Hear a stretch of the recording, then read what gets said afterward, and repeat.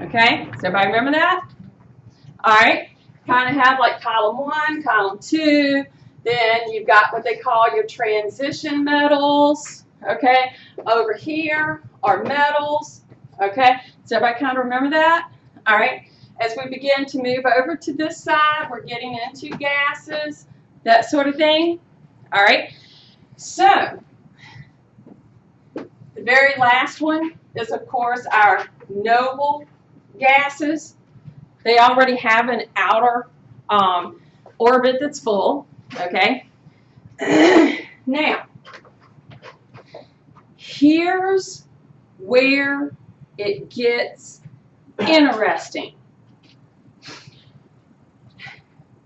When I have an element from the left side of the periodic table combined to something on the right, we get ions.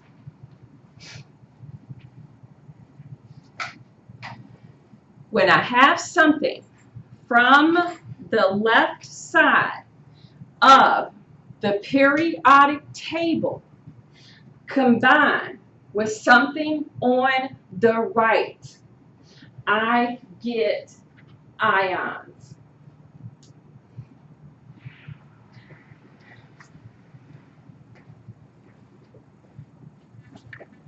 When an ion forms, we do call it ionic bonding. And the reason we say ionic, well, first of all, they form an ion, but one of the elements will give up electrons, one will accept, therefore getting the positive and the negative charges.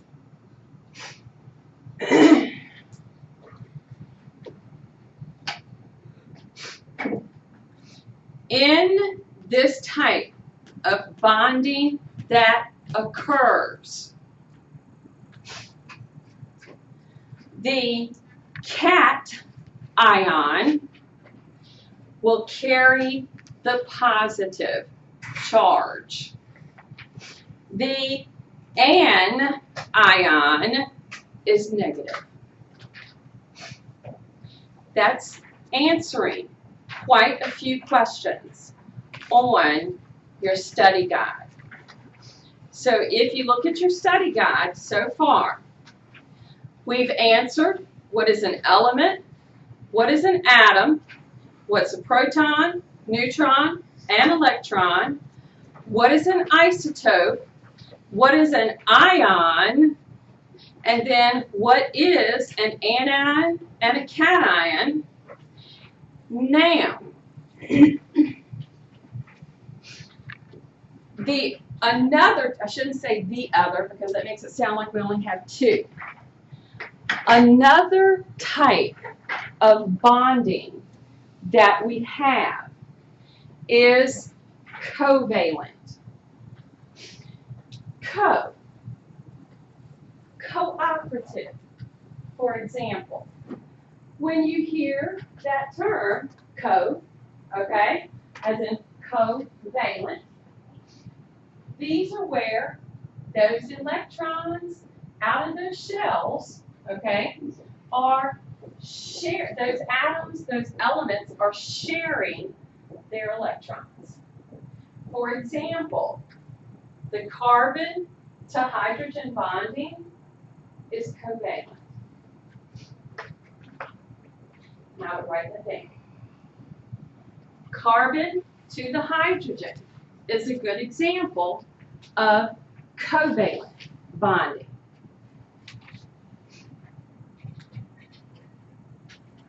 Sodium to chlorine is a good example of ionic bonding. Sodium to chlorine.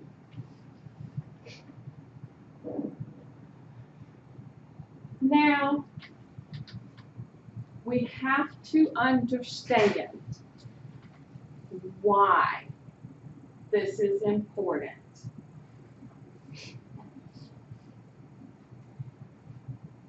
In the case of ionic bonding, now let's just kind of go back a second, okay? Because right here, we're showing this sodium to chlorine. Guess what?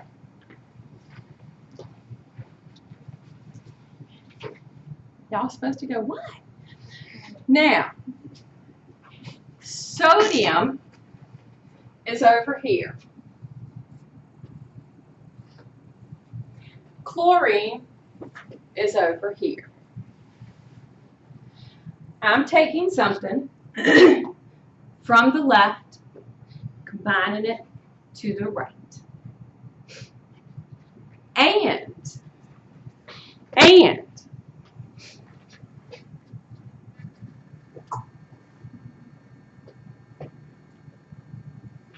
do you see those on that list for trace particles that we need?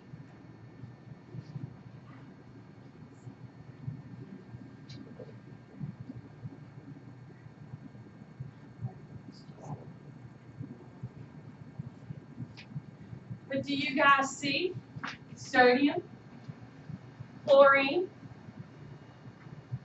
We're going to learn about something called calcium phosphate. Do you see calcium? Do you see phosphorus? What did I just say a few minutes ago about those? About these? How? Nicole? Oh, man. We are so dependent on these ions, it's not even funny.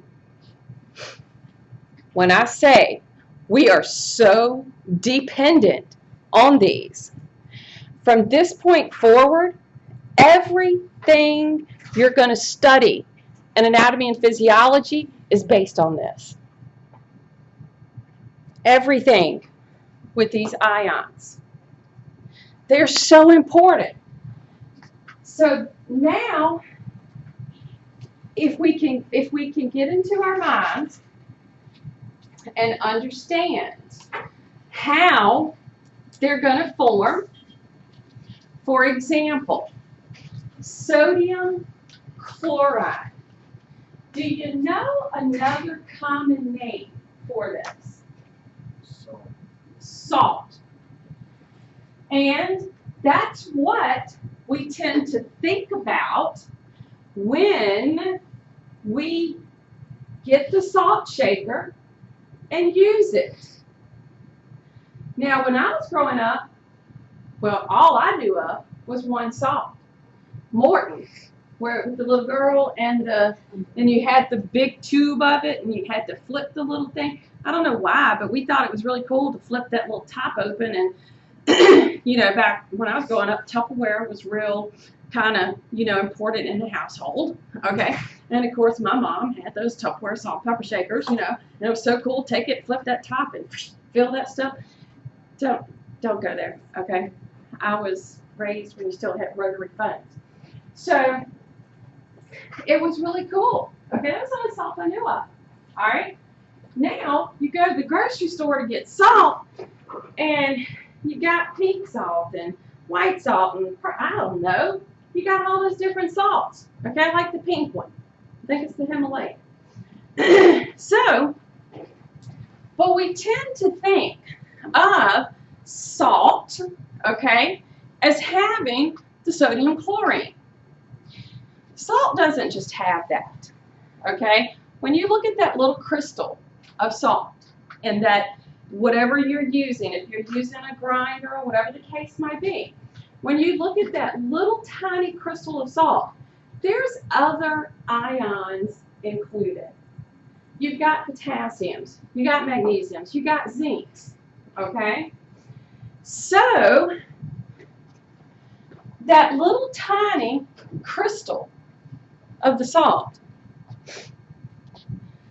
you put it on food, or you use it to cook with, or you put it in the water, or whatever the case might be, what happens to it?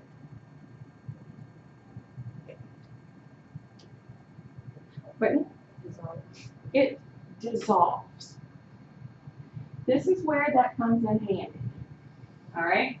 Because if it does that, I can then create my ions.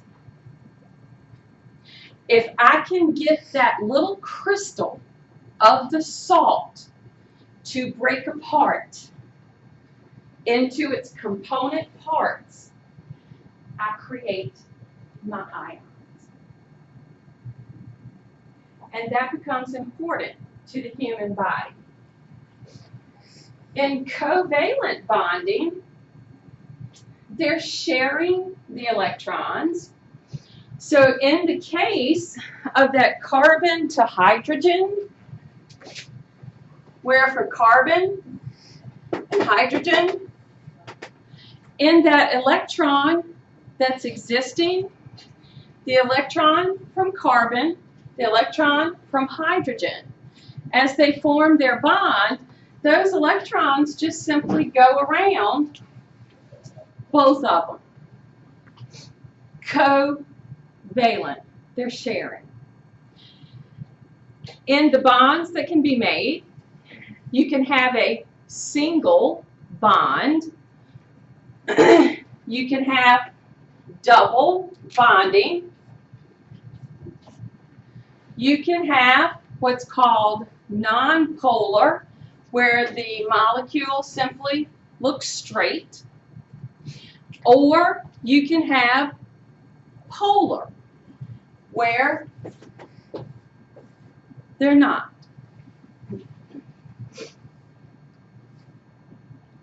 Trust me, those bonds are important too.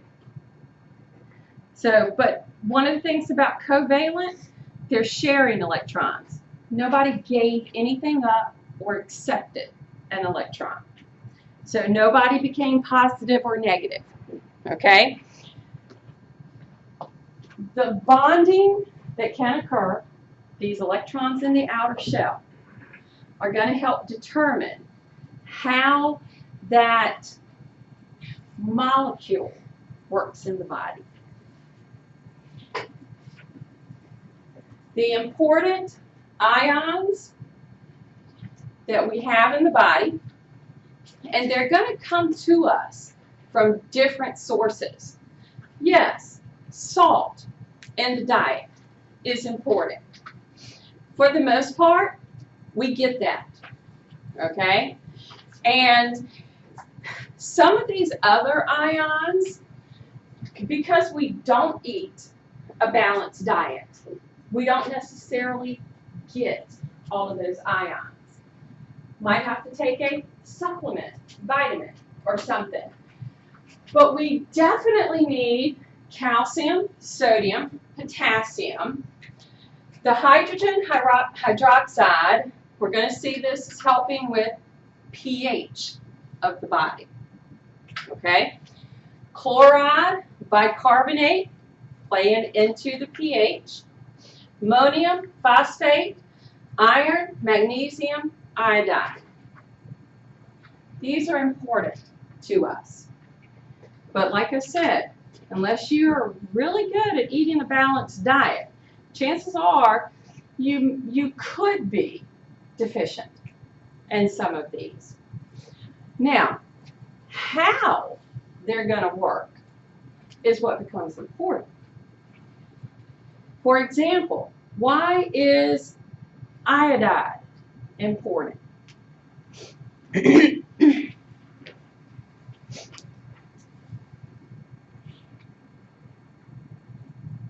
Wasn't it for your skin? Wasn't iodine good? No, I don't know. You said iodide?